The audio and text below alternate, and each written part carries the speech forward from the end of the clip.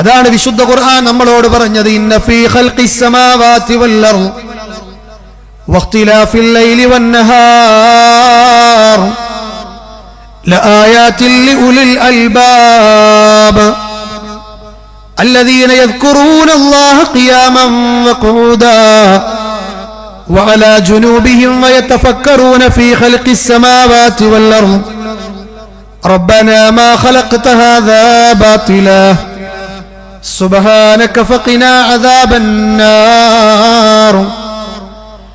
ഈ മഹാപ്രപഞ്ചമാകുന്ന ഈ ആകാശത്തെയും ഭൂമിയെയും എല്ലാം സൃഷ്ടിക്കുകയും ഈ രാവും പകലും മാറി മാറി വരുന്നതിലും രാവ് പകലിന് വഴിമാറുന്നതിലും പകല് രാവിന് വഴിമാറുന്നതിലും ചിന്തിക്കുന്ന ലുബ്ബുകൾക്ക് ദൃഷ്ടാന്തമുണ്ട്.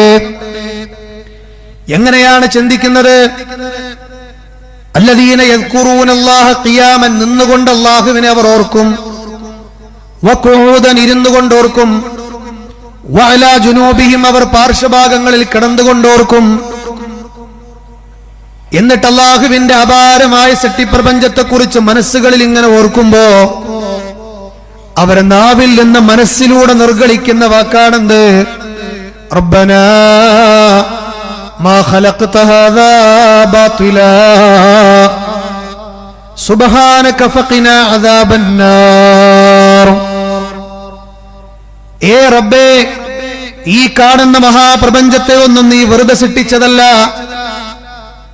ഇതൊന്നും നീ കളി തമാശക്ക് വേണ്ടി സൃഷ്ടിച്ചതല്ല. മിനി ദ്വീപിന്റെ പരിസരങ്ങളിൽ 3-3.5 കിലോമീറ്റർ നീളമുണ്ടെന്നാണ് ഈ ദ്വീപിനെ കുറിച്ച് എനിക്കറിയാൻ പറ്റിയത്. എത്രയോ ആളുകൾ മത്സ്യബന്ധന തൊഴിലാളികളാണ്. അല്ലാഹു ഖൈറും ബറക്കത്തും ചെയ്യുമാറാകട്ടെ. പ്രിയപ്പെട്ടവരെ, ഈ ദ്വീപിന്റെ ചുറ്റും സുന്ദരമായ തെളിഞ്ഞ കടലാണ്. ആ കടലിനെ കണ്ട് ചിന്തിക്കുമ്പോ അല്ലാഹുവിനെ ഓർക്കുമ്പോ പറയുന്ന വാക്കാണ്, റബ്ബേ, ഇതൊന്നും നീ വെറുതെ സൃഷ്ടിച്ചതല്ല, അതുകൊണ്ട് തന്നെ സുബ്ഹാനക, നീ പരിശുദ്ധനാണ് റബ്ബേ, ഫഖിനാ അദാബന്നാർ, അതുകൊണ്ട് തന്നെ നീ ഞങ്ങളെ നരകത്തിൽ നിന്ന് കാക്കണേ അല്ലാഹ്. ഞാൻ പറഞ്ഞത് മറ്റൊന്നിനുമല്ല, ദിക്ർ എന്ന് പറഞ്ഞാൽ ശരീരം കൊണ്ടുള്ള ദിക്റുണ്ട്, മനസ്സുകൊണ്ടുള്ള ദിക്റുണ്ട്, ഖൽബ് കൊണ്ടുള്ള ദിക്റുണ്ട്. ഇതൊക്കെ നേരാമണ്ണം നിർവഹിക്കാൻ കഴിയണമെങ്കിൽ എന്ത് വേണം? അല്ലാഹുവേ, നീ എനിക്കതിന് സഹായം തരണേ എന്ന് പ്രാർത്ഥിക്കണം. അതുപോലെ തന്നെ രണ്ടാമത് മുആദ് ഇബ്നു ജബലിനോട് പറഞ്ഞത്, വഅല വശുക്രിക, നിന്നെ ശുക്ർ ചെയ്യാനും അല്ലാഹുവേ നീ എന്നെ സഹായിക്കണേ. അത്ഭുതങ്ങളുടെ കലവറയാണ് നമ്മുടെ ശരീരം. എത്രത്തോളം എന്ന് ചോദിച്ചാൽ, നമ്മുടെ ചിന്തക്ക് വേണ്ടി നമ്മൾ ഉപയോഗിക്കുന്ന നമ്മുടെ തലച്ചോറില്ലയോ, ആ തലച്ചോറിന്റെ പുറത്തിലൂടെ മാത്രം ചെറിയ നൂലുകൾ പോലെയുള്ള ചുവന്ന ഞരമ്പുകളുണ്ട്. ആ ഞരമ്പുകൾക്ക് മാത്രം 500-ലധികം കിലോമീറ്റർ നീളമുണ്ടെന്നാണ് പറയുന്നത്. അതിലൂടെ ഓടുന്നത് രക്തമാണ്, സർക്കുലേഷൻ നടത്തുന്നത് ബ്ലഡാണ്. അതിലെവിടെയെങ്കിലും ചെറിയ ബ്ലോക്ക് വരുമ്പോഴാണ് ജീവിതം തകരാറിലാകുന്നത്. അങ്ങനെ അങ്ങ് ജീവിതത്തിന്റെ തല മുതൽ കാലിന്റെ ഉപ്പുറ്റി വരെ അങ്ങ് പരിശോധിച്ചു നോക്കിയാൽ എത്രയോ അനുഗ്രഹങ്ങളല്ലയോ റബ്ബ് നമ്മൾക്ക് നൽകിയത്. അതിനു പുറമെ ജീവിക്കണമെങ്കിൽ ഈ ഭൂമിയെ വാസയോഗ്യമാക്കണം. കുടിക്കാൻ ശുദ്ധമായ സ്വച്ഛമായ വെള്ളം വേണം, ശ്വസിക്കാനുള്ള സുന്ദരമായ വായു വേണം, ജീവിക്കാനുള്ള അതിൻ്റെതായ സംവേദനങ്ങൾ വേണം. ഈ അനുഗ്രഹങ്ങളെല്ലാം നമ്മുടെ മേൽ കൊട്ടിത്തന്ന റബ്ബ് നമ്മളോട് പറഞ്ഞതെന്താണ്? വിശുദ്ധ ഖുർആനിൽ ഒരു വചനം തന്നെ ഇങ്ങനെയാണ്, വഇൻ തഉദ്ദൂ നിഅമതല്ലാഹ് ലാ തുഹ്സൂഹാ. അല്ലാഹുവിന്റെ അനുഗ്രഹങ്ങളെങ്ങാനും നിങ്ങൾ എണ്ണുകയാണെങ്കിൽ, ഓ മനുഷ്യരെ, നിങ്ങൾക്കത് എണ്ണിക്കണക്കാക്കാൻ സാധ്യമല്ല. കേരളത്തിലെ കണ്ണൂർ ജില്ലയിൽ ഒരു സഹോദരന്റെ കഥ കേൾക്കുകയുണ്ടായി. ചിന്തിക്കാൻ വേണ്ടി മാത്രമാണ് പറയുന്നത്, അല്ലാഹുവിന്റെ നിഅമത്ത് മനസ്സിലാക്കാൻ വേണ്ടി മാത്രമാണ് പറയുന്നത്. ദീനിന്റെ സദസ്സിലാണ് ഇരിക്കുന്നത്, ആ ബോധത്തോടുകൂടി ശ്രദ്ധയോടുകൂടി ഇരിക്കണേ. എന്താണ് ആ സഹോദരന്റെ അനുഭവം എന്നറിയുമോ?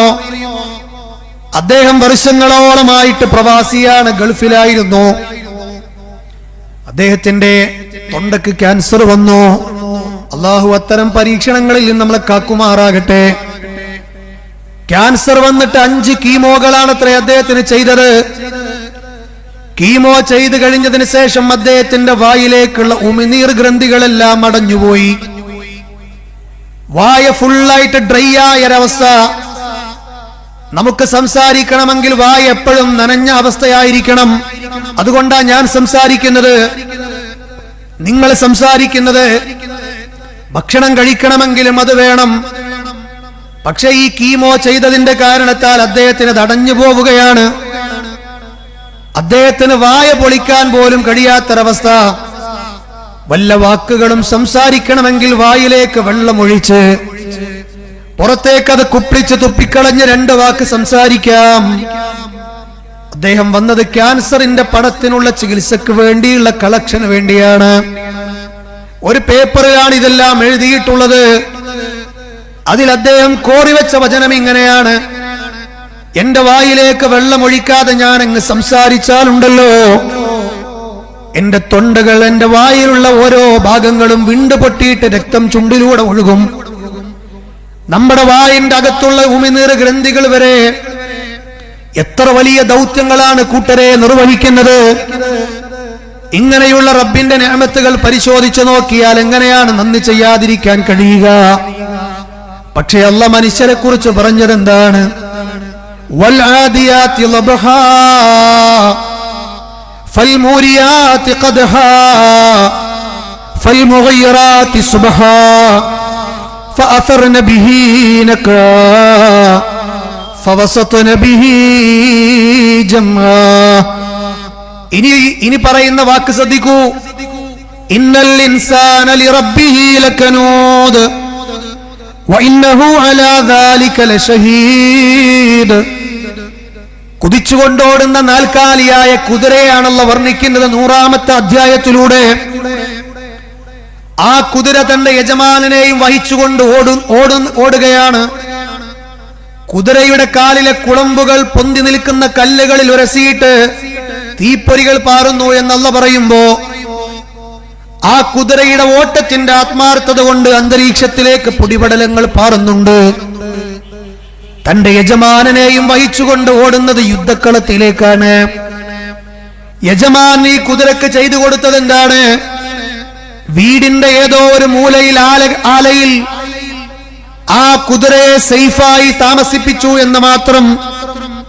കുതിരക്ക് ഉണക്കപ്പുല്ലും അതുപോലെ തന്നെ കാടിവെള്ളവും കൊടുത്തു എന്ന് മാത്രം. ആ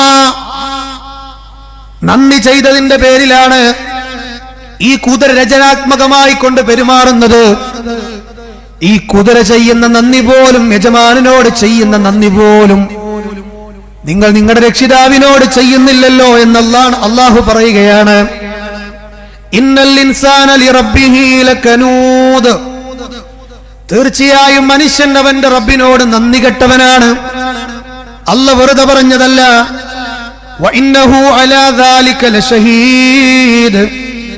മനുഷ്യന്റെ ജീവിതം അതിന് സാക്ഷിയാണ്.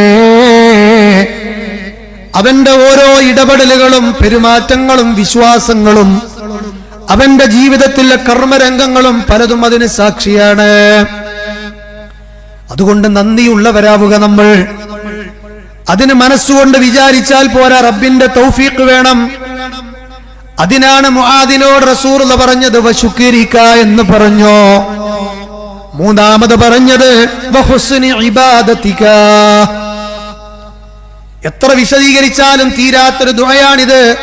നമസ്കാരത്തിന് ശേഷം ഈ ദുആ വിട്ടുകളയല്ല മുആദേ എന്നായിരുന്നു അവിടുന്ന് ആദ്യം ഇത് പറഞ്ഞു കൊടുക്കുന്നതിന്റെ മുന്നേ പറഞ്ഞത്. ഇത് ചൊല്ലാനുള്ള ഈമാൻ അല്ലാഹു നമ്മൾക്ക് നൽകുമാറാകട്ടെ. തൗഫീഖ് വേണം, അല്ലാതെ ഒന്നും നടക്കൂല. അവിടെയാണ് മുആദിനോട് പറഞ്ഞത് വഹുസ്നി ഇബാദതിക. ഏറ്റവും നല്ല രൂപത്തിൽ ഇബാദത്ത് ചെയ്യാനും നീ സഹായിക്കണേ അല്ലാഹ്. മനസ്സുകൊണ്ട് അമേരിക്കാരെ ചിന്തിച്ചാ പോരാ, ഈ പ്രപഞ്ചത്തെ സംവിധാനിച്ചവനായ റബ്ബിന്റെ തൗഫീഖ് വേണം. ആ തൗഫീഖിന് വേണ്ടിയാണ് പറയുന്നത്. വിശുദ്ധ ഖുർആൻ പറഞ്ഞില്ലേ? അതെ, അല്ലദീ ഖലഖൽ മൗത വൽ ഹയാത ലിയബ്ലുവകും അയ്യുകും അഹ്സനു അമലാ. ജീവിതവും മരണവും അല്ലാഹു സൃഷ്ടിച്ചത് തന്നെ എന്തിനു വേണ്ടിയാണ്? നിങ്ങളിൽ ഏറ്റവും കൂടുതൽ സമ്പാദിക്കുന്നത് ആരാണെന്ന് നോക്കാനല്ല, ബോഡി ബിൽഡപ്പ് നടത്തി സിക്സ്പാക്ക് ഉണ്ടാക്കുന്നവരാരാണെന്ന് നോക്കാനല്ല, ദുനിയാവിൽ വലിയ വലിയ സ്ഥാനമാനങ്ങൾ കെട്ടിപ്പടുക്കുന്നതാരാണെന്ന് നോക്കാനല്ല, കുടുംബം ഏറ്റവും നല്ല രൂപത്തിൽ മുന്നോട്ട് കൊണ്ടുപോകുന്നവരാരാണെന്നും നോക്കാനല്ല. അതൊക്കെ ദുനിയാവിന്റെ സിസ്റ്റംസുകളാകാം. ജീവിതത്തിന്റെ പ്രധാന ലക്ഷ്യം എന്താണെന്നറിയുമോ? ഏറ്റവും നല്ല ഇബാദത്തുകൾ എടുത്തുകൊണ്ട് റബ്ബിനെ കണ്ടുമുട്ടലാണ്. അതാണ് ഖുർആൻ പറഞ്ഞത്, യൗമലാ യൻഫഉ മാലു വലാ ബനൂൻ ഇല്ലാ മൻ അത്തല്ലാഹ ബിഖൽബിൻ സലീം. നാളെ പരലോകത്ത് നിങ്ങളുടെ സമ്പത്തിന്റെ ഊക്കുകൊണ്ട് രക്ഷപ്പെടൂല. നാളെ പരലോകത്ത് നിങ്ങളെ മക്കളുടെ ഹുങ്ക് കൊണ്ട് രക്ഷപ്പെടൂല. ഇല്ലാ മൻ അത്തല്ലാഹ ബിഖൽബിൻ സലീം. രക്ഷപ്പെട്ട മനസ്സുമായി അല്ലാഹുവിനെ കണ്ടുമുട്ടിയതാരാണോ അവൻ മാത്രമേ നാളെ പരലോകത്ത് വിജയിക്കുകയുള്ളൂ. എന്താ ഈ രക്ഷപ്പെട്ട മനസ്സ്? ഖൽബുൻ സലീം എന്താ? താബിഈയായ ഖത്താദ വിശദീകരിക്കുന്ന ഭാഗത്ത് കാണാം, രക്ഷപ്പെട്ട മനസ്സെന്ന് പറഞ്ഞാൽ തൗഹീദുള്ള മനസ്സാണ്, ശിർക്ക് കലരാത്ത മനസ്സാണ്. നമ്മുടെ നോമ്പുകളാകട്ടെ നന്മകളാകട്ടെ അല്ലാഹ് സ്വീകരിക്കണമെങ്കിൽ അടിത്തറയായി ഫൗണ്ടേഷനായി അല്ലാഹ് പഠിപ്പിച്ചത് റബ്ബിനെ മാത്രം ആരാധിക്കണമെന്നാണ്, അവനിൽ ഒന്നിനെയും പങ്കു ചേർക്കരുതെന്നാണ്. അതിന്റെ മുകളിലാണ് നീ നമസ്കാരം പടുത്തുയർത്തേണ്ടത്. അതിന്റെ മുകളിലാണ് നീ റമളാനിലെ നന്മകൾ കൊണ്ട് സമ്പന്നമാക്കേണ്ടത്. അതിന്റെ മുകളിലാണ് ഏതേത് നന്മകളും ചെയ്യേണ്ടത്. അതുകൊണ്ട് എപ്പോഴും ജദ്ദിദു ഈമാനുക്കും ബിലാ ഇലാഹ ഇല്ലല്ലാഹ്. ലാ ഇലാഹ ഇല്ലല്ലാഹ് എന്ന് പറയുന്ന വാക്കുകൊണ്ട് എപ്പോഴും നമ്മുടെ ഈമാനിനെ പരിശോധിച്ചു കൊണ്ടിരിക്കണം. എവിടെയെങ്കിലും ശിർക്ക് കടന്നു വന്നിട്ടുണ്ടോ? ഞാൻ എന്റെ റബ്ബല്ലാത്തവരോട് വിളിച്ചു തേടുന്നവനാണോ? അത് ഏത് ഡെഫിനിഷനുകൾ വെച്ചുകൊണ്ടാണെങ്കിലും ഞാനത് ചെയ്യുന്നുണ്ടോ എന്ന് എപ്പോഴും നമ്മൾ പരിശോധിച്ചു കൊണ്ടിരിക്കേണ്ട ആളുകളാണ്. സൗണ്ട് പോയി. എപ്പോഴും നമ്മൾ പരിശോധിച്ചു കൊണ്ടിരിക്കേണ്ടതാണ്. അവിടെയാണ് മഹാനായ റസൂലുള്ളാഹി പറഞ്ഞത്, ശിർക്ക് കലർന്നു പോയ ആരുടെയും ഇബാദത്തുകൾ അല്ലാഹ്ക്ക് വേണ്ട. ശിർക്ക് കലർന്നു പോയ ആരുടെയും ഇബാദത്തുകൾ അല്ലാഹ്ക്ക് വേണ്ട. അല്ലാഹ്ക്ക് വേണ്ടത് തൗഹീദുള്ളവരുടെ നന്മയാണ്. അല്ലാഹ്ക്ക് വേണ്ടത് തൗഹീദുള്ളവരുടെ നന്മയാണ്. എന്താണ് ഈ തൗഹീദ് എന്ന് പറഞ്ഞാൽ? ആരാധനകളിൽ ഏറ്റവും മർമ്മപ്രധാനമായ കാര്യമാണ് പ്രാർത്ഥന. ആ പ്രാർത്ഥന റബ്ബിനോട് മാത്രമാക്കുക. ജീവിതത്തിന്റെ എല്ലാ സന്ദർഭങ്ങളിലും റബ്ബിനോട് വിളിച്ചു തേടുന്നവരാവുക. പ്രവാചകന്മാരുടെ പാതയതാണ്, വിശുദ്ധ ഖുർആനിന്റെ ശൈലിയതാണ്, അഇമ്മത്തിന്റെ മാർഗമതാണ്. ആ മാർഗത്തിലൂടെയാണ് നമ്മൾ മുന്നോട്ട് പോകേണ്ടത്. എല്ലാ വിശുദ്ധ ഖുർആനിന്റെ വചനങ്ങളുടെയും ആശയം വിശുദ്ധ ഖുർആനിന്റെ എല്ലാ വചനങ്ങളുടെയും മുൻകഴിഞ്ഞു പോയ എല്ലാ വേദഗ്രന്ഥങ്ങളുടെയും ആശയങ്ങളെല്ലാം അല്ലാഹു സന്നിവേശിപ്പിച്ച വചനമാണ്. വിശുദ്ധ ഖുർആനിലെ സൂറത്തുൽ ഫാത്തിഹയിലെ 5-ാമത്തെ വചനം, ഇയ്യാക നഅ്ബുദു വ ഇയ്യാക നസ്തഈൻ. അല്ലാഹുവേ, നിന്നെ മാത്രം ഞങ്ങൾ ആരാധിക്കുന്നു, നിന്നോട് മാത്രം ഞങ്ങൾ സഹായം തേടുന്നു. ഈ വചനം തൗഹീദിന്റെ പ്രഖ്യാപനമാണ്. ചില ആളുകൾ പറയാറുണ്ട്, ഞങ്ങൾ ഔലിയാക്കന്മാരോട് തേടുന്നത്, അമ്പിയാക്കന്മാരോട് തേടുന്നത് അവർക്കൊക്കെ അല്ലാഹു കൊടുത്ത കറാമത്തിൽ നിന്നാണ്, അവർക്കൊക്കെ അല്ലാഹു കൊടുത്ത കഴിവിൽ നിന്നാണ്, അവർക്കൊക്കെ അല്ലാഹു ഇലാഹാണെന്നുള്ള പദവി നൽകിയിട്ടില്ല എന്നുള്ളതൊക്കെയാണ്. ആ വിശ്വാസത്തോടെയൊന്നുമല്ല ഞങ്ങൾ തേടുന്നത്. ഞങ്ങൾ അല്ലാഹുവർക്ക് കൊടുത്ത കഴിവിൽ നിന്നാണ് തേടുന്നത്. ചോദിക്കുന്നത് എന്താണ്? ഹിദായത്താണ്. ചോദിക്കുന്നത് എന്താണ്? രോഗം മാറാനാണ്. ചോദിക്കുന്നത് എന്താണ്? മക്കളെ കിട്ടാനാണ്. ചോദിക്കുന്നത് എന്താണ്? ജീവിതത്തിന്റെ ഖൈറും ഷർറും ഒക്കെയാണ്. നരകത്തിൽ നിന്നുള്ള മോചനമാണ്, സ്വർഗത്തിലേക്കുള്ള പ്രവേശനമാണ്. ഇത് റബ്ബിനോട് മാത്രം ചോദിക്കേണ്ട ചോദ്യങ്ങളല്ലയോ? പക്ഷെ റബ്ബിനോട് ചോദിക്കുമ്പോൾ അത് ഇബാദത്താണ്. അള്ളാഹുവിന്റെ ഔലിയാക്കന്മാരോടും അമ്പിയാക്കന്മാരോടും ചോദിക്കുമ്പോൾ അത് സഹായതേട്ടമാണ് എന്നൊക്കെ നിസ്സാരവൽക്കരിച്ചുകൊണ്ട് പാവപ്പെട്ട അറിവില്ലാത്ത ജനങ്ങളെ തെറ്റിദ്ധരിപ്പിക്കുന്ന ധാരാളം ഉസ്താദന്മാരുണ്ട്. ആ ഉസ്താദന്മാരോട് ഞങ്ങൾക്ക് പറയാനുള്ളത്, നിങ്ങൾ പരലോകത്തെ ഭയപ്പെടുക. ജീവിതത്തിന്റെ എല്ലാ അവസ്ഥകളെയും കാണുന്നവനായ റബ്ബുണ്ട്, എല്ലാം കേൾക്കുന്നവനായ സമീആയ റബ്ബുണ്ട്, എല്ലാം അറിയുന്നവനായ അലീമായ റബ്ബുണ്ട്, എല്ലാറ്റിനും കഴിവുള്ളവനായ ഖദീറായ റബ്ബുണ്ട്, ഉത്തരം തരുന്നവനായ മുജീബായ റബ്ബുണ്ട്. വിശുദ്ധ ഖുർആനിൽ എത്ര സ്ഥലങ്ങളിലാണല്ലോ പറഞ്ഞത്, വഇദാ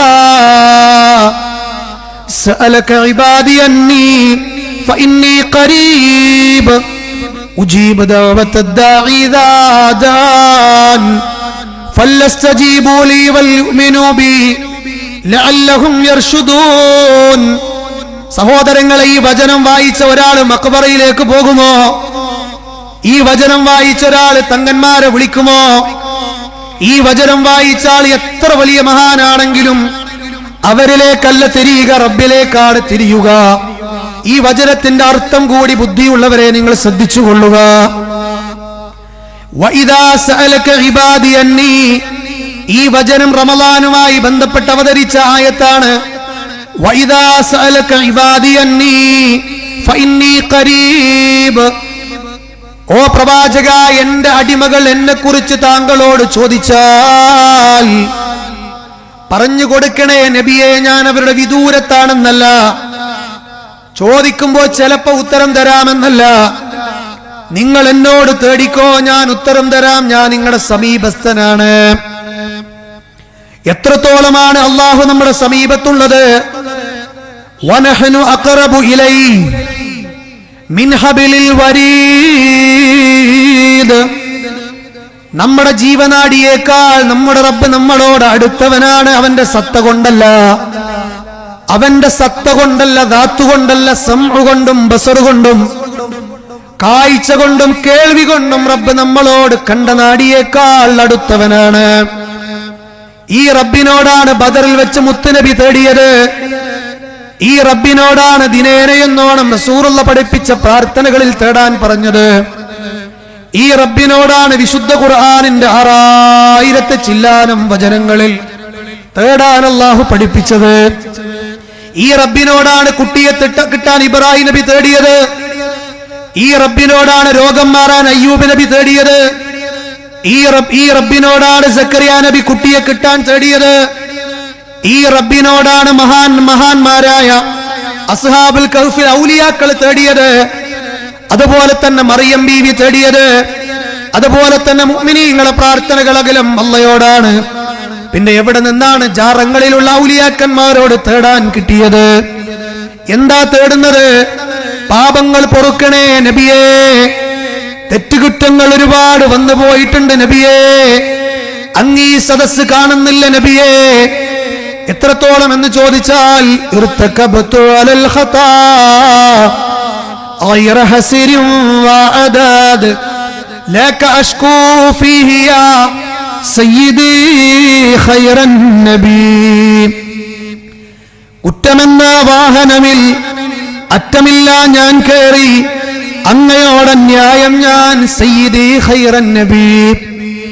പ്രവാചകനോട് വിളിച്ചു പറയാണ്, നബിയെ ധാരാളം തെറ്റ് ചെയ്ത് അങ്ങയോട് അന്യായം ചെയ്തു പോയി, അതുകൊണ്ട് പ്രവാചക എന്ന് വിളിച്ചുകൊണ്ട് നബിയോട് തേടുകയാണ്. ചില ആളുകൾ പറയുന്നു കൊടുത്ത കഴിവില്ലെന്നാണ്. ഈ കൊടുത്ത കഴിവെന്ന് പറയുന്ന ഡെഫിനിഷൻ കൊണ്ടുവന്നത് ശിയാക്കളാണ്. ദൈവമാണെന്നുള്ള വിശ്വാസമില്ല എന്ന് കൊണ്ടുവന്നതും അവരാണ്. അതുകൊണ്ട് അമിനിയിൽ എന്റെ ശബ്ദം ദൂരെ നിന്ന് കേൾക്കുന്ന സമസ്തക്കാരെ, പ്രിയപ്പെട്ടവരായ പാമര ജനങ്ങളെ, ഹൃദയം പൊളിച്ച് കാണിച്ചു തരാൻ കാണിച്ചു തരും. അള്ളാഹുവിനെ സാക്ഷി നിർത്തി ഞാൻ പറയുകയാണ്, നിങ്ങളോടൊരിക്കലും ഞങ്ങൾക്ക് യാതൊരു വിദ്വേഷവുമില്ല.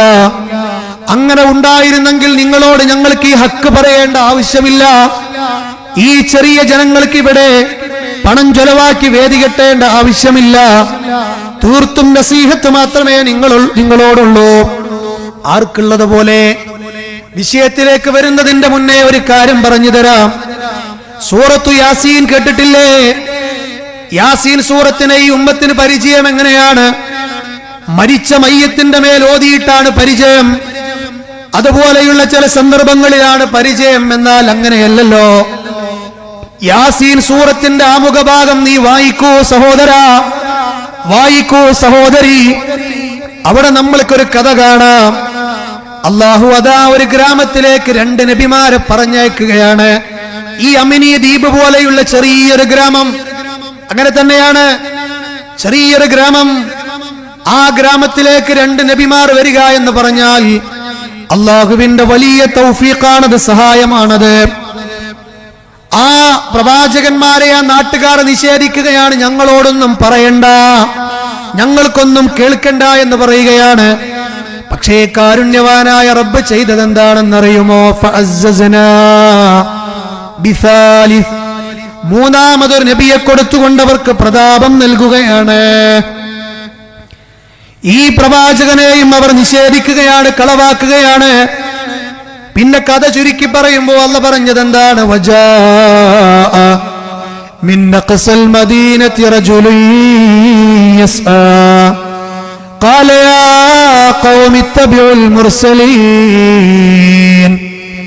وجاء من نقص المدينة رجل يسعى قال يا قوم اتبعوا المرسلين. പട്ടണത്തിന്റെ അങ്ങേ തലയിൽ നിന്ന് പാവപ്പെട്ട ഒരു പടുമനുഷ്യൻ ഓടി വരികയാണ്. ഓടി വന്നുകൊണ്ട് അയാൾ ആ മനുഷ്യരോട് പറയുകയാണ്, ഇത്തബിഉൽ മുർസലീൻ, ഈ പ്രവാചകന്മാരെ നിങ്ങൾ പിൻപറ്റണേ, ഈ പ്രവാചകന്മാരെ നിങ്ങൾ ഫോളോ ചെയ്യണേ എന്ന് പറഞ്ഞപ്പോ അദ്ദേഹത്തിന് കഴിയുന്ന രൂപത്തിൽ അദ്ദേഹം അതാ ദഅവത്ത് ചെയ്യുകയാണ്. ജനങ്ങളോട് റബ്ബിന്റെ ഏകദൈവ വിശ്വാസത്തെ പറഞ്ഞു കൊടുക്കുകയാണ്. പക്ഷേ വിശുദ്ധ ഖുർആൻ പറയുന്നുണ്ട്, അദ്ദേഹത്തെ ആ നാട്ടുകാർ കൊന്നുകളയുകയാണ്. എന്ത് തെറ്റ് ചെയ്തിട്ടാ?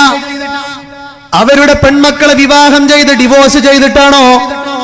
പീഡനപ്രതിയായതുകൊണ്ടാണോ? സ്വർണ്ണാഭരണങ്ങളും സമ്പത്തും അന്യരുടെ വീട്ടിൽ കയറി മോഷ്ടിച്ചത് കൊണ്ടാണോ? അല്ല അല്ല, അള്ളാഹുവിന്റെ വഹദാനിയത്ത് പറഞ്ഞതിന്റെ പേരിലാണ് കൊന്നത്. മുഫസ്സിറുകൾ പറയുന്നുണ്ട്, എങ്ങനെയാണ് കൊന്നതെന്നറിയുമോ? നമ്മുടെ കഴുത്തിന്റെ അടിയിലുള്ള ഹഞ്ചറ എന്ന് പറയുന്നൊരു കുഴിയില്ലേ, ആ കുഴിയിലേക്ക് കമ്പടിച്ച് കയറ്റിയിട്ട് മതിലിലേക്ക് കോർത്തു വെക്കുകയായിരുന്നു. ആ മനുഷ്യൻ മരിക്കുമ്പോ സ്വർഗം കണ്ടു എന്ന് ഖുർആൻ പറയുന്നില്ലയോ?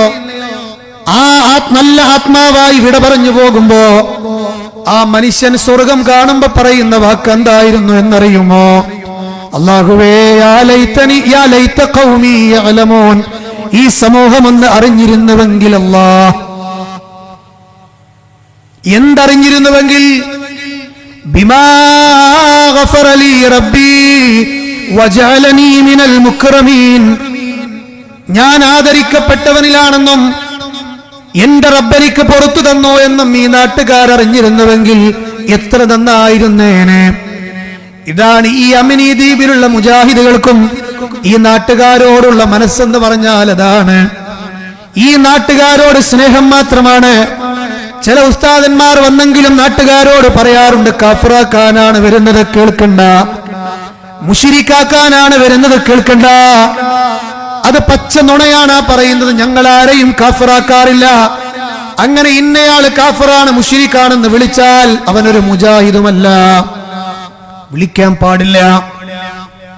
എന്നാൽ സഹോദരങ്ങളെ, നമ്മുടെ വീടിന്റെ സിറ്റ് ഔട്ടിൽ ചാരികസേരയിൽ ചാരിയിരിക്കുമ്പോ 2 കണ്ണും കാണാത്ത അന്ധനായ ഒരു മനുഷ്യൻ തൊട്ടപ്പുറത്തുള്ള വലിയൊരു പൊട്ടക്കിണറ്റിലേക്ക് നടന്നു പോകുമ്പോ അത് കണ്ടാൽ നമ്മൾ നോക്കിയിരിക്കുമോ? അയാളെ പേരെന്താ, അയാളെ പാർട്ടി ഏതാ, സുന്നിയാണോ മുജാഹിദാണോ നോക്കുവോ? എത്ര തിരക്കിലാണെങ്കിലും ഇറങ്ങിച്ചെന്ന് അയാളുടെ അരക്കെട്ട് പിടിച്ച് മാറ്റി നടത്തില്ലേ? അതിലൂടെ പോകേണ്ട സഹോദര കിണറ്റിലേക്ക് വീഴും. നിങ്ങൾക്ക് വലിയ അപകടങ്ങൾ ഉണ്ടാകും. അതുകൊണ്ട് നേരായ വഴി ഇതാണെന്ന് പറഞ്ഞ് കാണിച്ചു കൊടുക്കില്ലേ? ഇതാ മുജാഹിദുകൾ ചെയ്യുന്നത്. വേണമെങ്കിൽ സ്വീകരിക്കാം, അല്ലെങ്കിൽ തട്ടിക്കളയാം. നിങ്ങളെ നിഷ്പക്ഷമായി ആലോചിക്കുക. വിശുദ്ധ ഖുർആനിൽ അല്ലാഹു അല്ലാത്തവരോടുള്ള തേട്ടം എവിടെയെങ്കിലും കാണുക സാധ്യമാണോ? നമ്മുടെ മുത്തുനബി നമ്മോട് പറഞ്ഞത് എന്താണ്? അള്ളാഹുവിന്റെ പ്രഖ്യാപനം, ഖുൽ ഇന്നമാ അദൂ റബ്ബി വലാ ഉശ്രികു ബിഹി അഹദാ. പ്രഖ്യാപിക്കൂ നബിയെ സമൂഹത്തോട്, ഞാൻ എന്റെ റബ്ബിനോട് മാത്രമേ വിളിച്ചു തേടൂ, അവനിൽ ഒന്നിനെയും ഞാൻ പങ്കു ചേർക്കുകയില്ല. അതുകൊണ്ട് ചെങ്കടലിന്റെ മുന്നിൽ നിന്ന് മൂസാ നബി തേടിയ റബ്ബ്, 18ഓളം കൊല്ലം രോഗാതുരമായ ജീവിതത്തോടെ ജീവിച്ച സക്കരിയ നബി തേടിയ റബ്ബ്, മകന് നഷ്ടപ്പെട്ടപ്പോൾ തബിയല്ലത്ത് ഐനാ, കരഞ്ഞ് കരഞ്ഞ് കണ്ണുകൾ വെളുത്തുപോയ യാക്കൂബ് നബി വിളിച്ച് തേടിയ റബ്ബ്, ഇന്നമാ അഷ്കൂ ബസ്സീ വഹുസ്നീ ഇലല്ലാഹ്. എന്റെ സങ്കടങ്ങളും എന്റെ ശിക്കായത്തുകളും എന്റെ വേവലാദികളും എന്റെ റബ്ബിനോട് മാത്രം. എന്നാൽ നേരത്തെ പറഞ്ഞ മങ്കൂസ് മൗലൂദിൽ ശിക്കായത്ത് പറഞ്ഞത് നബിയോടാണ്. യാക്കൂബ് നബി ശിക്കായത്തുകൾ അവതരിപ്പിച്ചത് റബ്ബിനോടാണ്. അതാണ് ഖുർആനും മൗലിദും തമ്മിലുള്ള വ്യത്യാസം. അതേ, ഇർതകബതു അലൽ ഖതാ ഗൈറ ഹസിരിൻ വഅദദ് ലക അഷ്കൂ ഫിഹിയ ലക അഷ്കൂ ഫിഹിയ ലക അഷ്കൂ ഫിഹിയ സയ്യിദി ഖൈറൻ നബി. യാക്കൂബ് നബി പറഞ്ഞതോ, ഇന്നമാ അഷ്കൂ ബസ്സീ വഹുസ്നീ ഇലല്ലാഹ്, എന്റെ റബ്ബിലേക്കാണ്. യാക്കൂബ് നബി വിളിച്ച റബ്ബിലേക്ക് എപ്പോഴും തേടാൻ മടങ്ങിക്കൂടെ? എല്ലാ ദിവസവും നമ്മൾ റബ്ബിനോട് റബ്ബിന്റെ മുന്നിൽ പ്രഖ്യാപിക്കുന്ന ആയത്തല്ലേ എന്ന് ഖുർആനിലെ ഏറ്റവും ആളമായ വചനമാണ്. അല്ലാഹു ലാ ഇലാഹ ഇല്ലാ ഹുവൽ ഹയ്യുൽ ഖയ്യൂം ലാ തഖുദുഹു സിനതും വലാ നൗം. റബ്ബേ, നീ ഹയ്യുൽ ഖയ്യൂമാണ്. എന്താ മനുഷ്യ അതിന്റെ അർത്ഥം? നീ എന്നെന്നും ജീവിച്ചിരിക്കുന്നവനാണ് റബ്ബേ. CM മടവൂരും മരണപ്പെട്ടു പോയ വ്യക്തിയാണ്. ബദരീങ്ങളും മരണപ്പെട്ടവരാണ്. അഷ്റഫുൽ ഖൽഖ് വഫാത്തായവരാണ്. പ്രവാചകന്മാരെല്ലാം മണ്ണോട് ചേർന്ന്, പ്രവാചകന്മാരെല്ലാം മണ്ണിലേക്ക് പോയി അള്ളാഹുവിന്റെ വിളിക്കുത്തരം നൽകിയവരാണ്. അതുപോലെ തന്നെ അമ്പിയാക്കന്മാരും മൗലിയാക്കന്മാരും കടന്നുപോയവരാണ്. എന്നാൽ അല്ലാഹുവോ, അബൂബക്കർ റളിയല്ലാഹു അൻഹു പ്രവാചകന്റെ വഫാത്ത് നടന്ന ദിവസം സ്വഹാബികളുടെ മുമ്പിൽ പറഞ്ഞത് എന്താണ്? വമൻ കാന യഅ്ബുദു മുഹമ്മദാ, നിങ്ങൾ ആരെങ്കിലും മുഹമ്മദ് നബിയെയാണ് ആരാധിച്ചിരുന്നതെങ്കിൽ ഖദ് മാത്, മുഹമ്മദ് മുസ്തഫ ഇദാ മരണപ്പെട്ടിരിക്കുന്നു. അതല്ല, ഫമൻ കാന യഅ്ബുദുല്ലാഹ്, ആരെങ്കിലും അല്ലാഹുവെയാണ് ആരാധിച്ചിരുന്നതെങ്കിൽ വഹുവ ഹയ്യുൽ ലാ യമൂത്, അവൻ എന്നെന്നും ജീവിച്ചിരിക്കുന്നവനായി മരണപ്പെടാതെ അവനുണ്ട്. അതാണ് ഞങ്ങൾ പറയുന്നത്. അതാണ് ഖുർആനിലുള്ളത്, അതാണ് ഹദീസുകളിലുള്ളത്. ബാക്കിയുള്ളതെല്ലാം ഹിജറ 700-കളിൽ, ഇതര 700-കളിൽ സഹോദരങ്ങളെ ഏതോ ഒരു പണ്ഡിതൻ കൊണ്ടുവന്ന കള്ളക്കഥകളാണ്. പഠിക്കാൻ തയ്യാറുണ്ടോ? ഈ വേദിയിൽ നിന്നിറങ്ങി നമ്മൾക്ക് ഇരിക്കാം.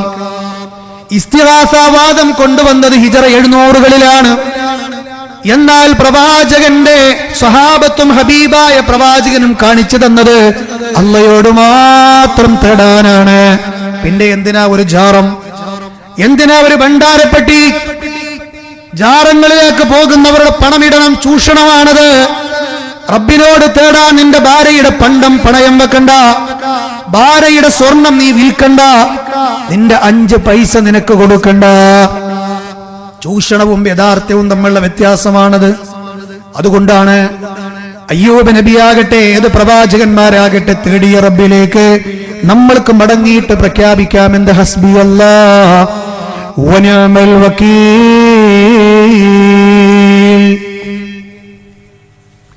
ചെറിയ വാക്കാണോ അത്?